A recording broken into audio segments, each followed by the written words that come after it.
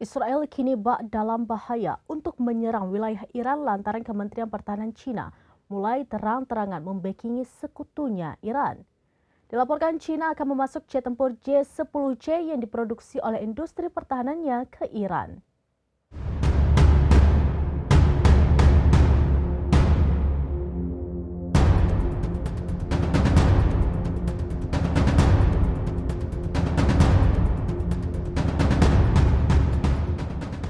Israel kini bak dalam bahaya untuk menyerang wilayah Iran lantaran Kementerian Pertahanan China mulai terang-terangan membackingi sekutunya Iran. Dilaporkan China akan memasok jet tempur J-10C yang diproduksi oleh industri pertahanannya ke Iran. Jet itu memang selama ini dibutuhkan Iran untuk mengisi kesenjangan besar dalam kemampuan angkatan udaranya yang menua. J-10 China ini nantinya Teheran akan mengimbangi superioritas Israel dalam serangan udara.